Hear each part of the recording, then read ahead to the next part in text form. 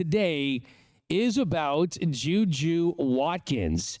Yesterday, USC women's basketball, they got their 30th win of the season. It was the first time they've tallied 30 dubs in a year since 1986.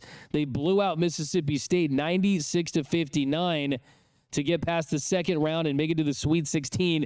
But they lose Juju Watkins on a season-ending knee injury, and it happened early on. It was the first quarter, and Juju Watkins on a fast break, trying to get to the cup, and that knee just gives out. It was her right knee, and she was in a lot of pain. She was grimacing.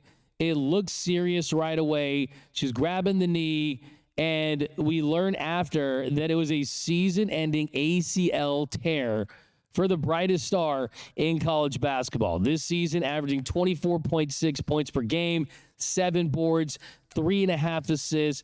She has SC 30-3, definitely a team that would have been right in the mix to win a national championship at SC for the first time in a long, long time. And this is a major blow. I won't say that the winner of the NCAA tournament is going to have an asterisk by their name because Juju Watkins isn't there. But let's be honest. There's Paige Beckers. There's Lauren Betts. But Juju Watkins is the biggest, brightest star. She's the best player in the sport. And for her to go down like she did, it was sad for college basketball. It was sad for basketball in general. And you got to feel for her. I mean, she has the competitive fire, the will to just put her team over the top. And I hate to see this. And for USC, you have a lot of talent on that team. I think this ends any chance they have. I'm sure they want to rally. They play Kansas State, the 5th seed, in the Sweet 16 in Spokane, Washington. But I think this pops a huge bubble in the women's NCAA tournament. And I'm not here to say that you should blame Jaden Daniels' mom. There was that video of Jaden Daniels talking to Juju, and then they cut to his mom getting in between them, kind of like a chaperone on a date or something like that. But it's just sad to see. It really is sad to see.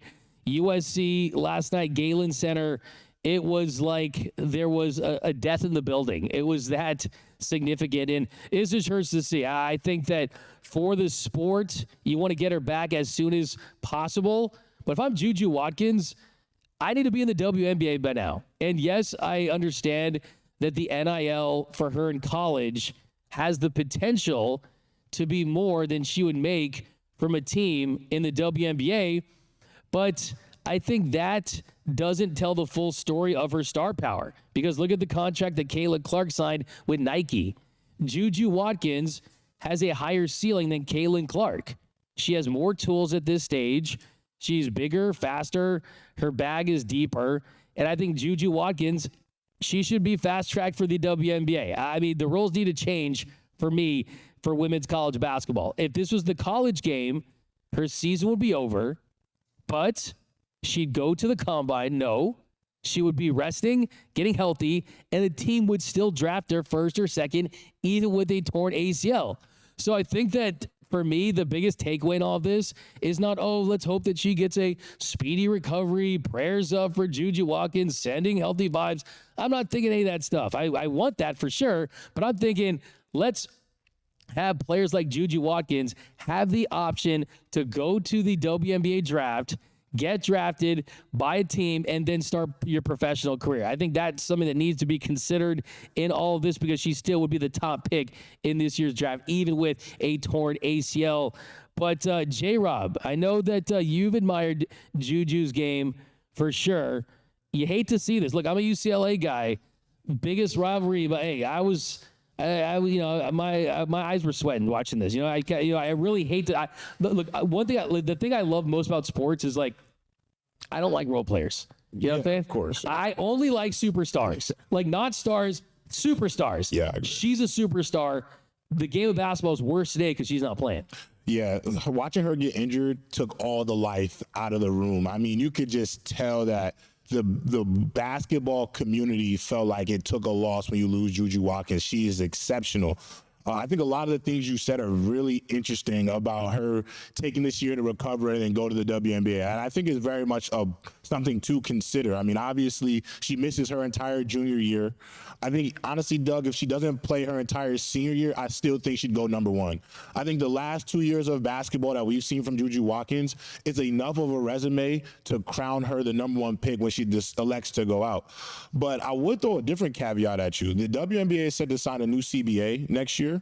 And so could Juju Watkins potentially opt into her 5th year to see that CBA maybe run its course so that she doesn't get grandfathered into anything? Because no matter what, a lot of these WNBA players will be signed in 1-year deals for this new CBA before the new CBA in 2026. So for her, she could potentially miss it depending on whatever's in that writing. And then 2, it's like, does she want to maximize her NIL portfolio? Because then she'll have 2 more years of eligibility left.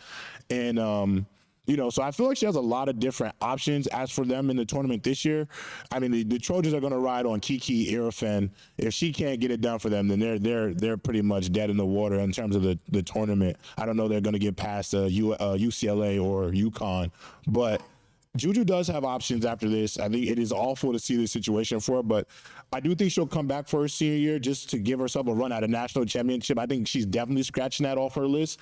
But I think that 5th year is going to be really interesting to just see what she decides to do. I can't believe I just Googled it right now. She's 19. Yeah. I mean, I thought maybe 20. Well, she's 9. She turns 20 in July. Yeah. So, I mean, just look at the age right. That's interesting to see kind of the control of the league that she's going to be entering because, look, women's basketball is as popular as it's ever been. It's a part of the conversation. Last year's NCAA tournament on the women's side outrated the tournament on the men's side. A lot had to do with a kind of a generational talent in Caitlin Clark. But I think that Juju Watkins had the potential to not do what Caitlin Clark did because she kind of scores in a different way, kind of a 3-point shooter.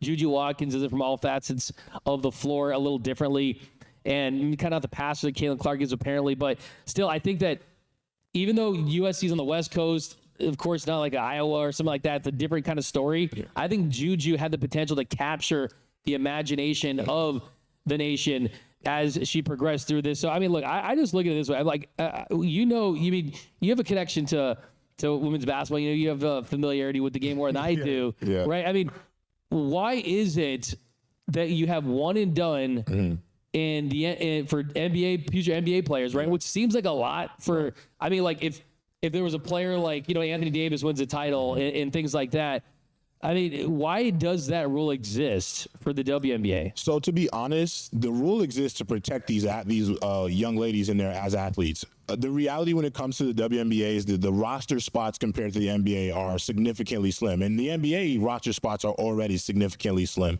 The WNBA is the one league where I saw a number 1 draft pick in Charlie Collier. She was the number 1 pick and was out the league the next year. And that's just due to how competitive the WNBA is in terms of roster spots. And if you get into a situation where every year you'll have 1 and dones, 2 years and dones coming out of the collegiate women's basketball space, you'll find a lot of these players, Doug, ultimately winding up overseas, probably not on a WNBA team because the issue is there's such a gap between like the veterans and some of these rookies that it's almost like, I would compare it to this. Look at every WNBA player that goes past pick 5 and compare them to essentially a 5th or 6th round pick in the NFL, where their lives as a professional are definitely still tethered to their ability to prove themselves in a camp. Now, most 1 through 10 players in the WNBA do make the roster, but playing time, being able to sustain their longevity in the WNBA, it's significantly harder compared to the NBA and the NFL due to really the talent pool being smaller. There's way less teams in the WNBA than most other leagues. So it's a lot more of the nuances and the politics that make it harder for like a lot of women to just decide to go one and done. And honestly, right now, as a rookie, I'm pretty sure you make about $60,000 for that season as a rookie. I'm not 100% sure. If you're a top player, you'll make more money in the year with your NIL. So the thing is, for most players, I think that makes 100% the most sense. But look, I think this is absolutely insane. I mean, she can't be eligible for the WNBA draft until after the 2026 season. Yeah. To be eligible for the WNBA draft, you have to turn at least 22 years old during the year when the draft takes place, have graduated or be set to graduate from a four-year university within 3 months of the draft, have attended a four-year university and had original class graduation to be set or to graduate within 3 months of the draft. That's insane. That's absolutely insane. They need to change that. And maybe Juju Watkins would still want to stay at USC. But think about this.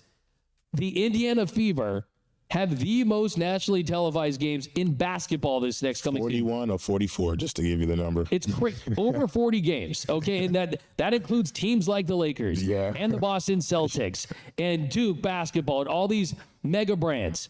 Can you imagine what the Indiana Fever versus the Juju Watkins Sparks game would rate? I mean, I think the WNBA is kind of missing an opportunity by not having players. There should be, like, I've always thought about this, like, it's almost like a blue ribbon kind of panel committee where it's there's certain things that should push you over the top. And look, like, I think that you're 100% right, and that the money that she could make at the college level would probably keep her in college. Yeah.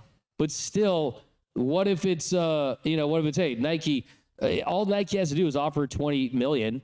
And Facts. Look, I don't care what NIL you're doing. I get $20 million, right? Honestly, I would even throw out what Colin Cowherd said about Doug. I mean, I would consider Juju Watkins games, they're going to be nationally televised. I would sell it as a package.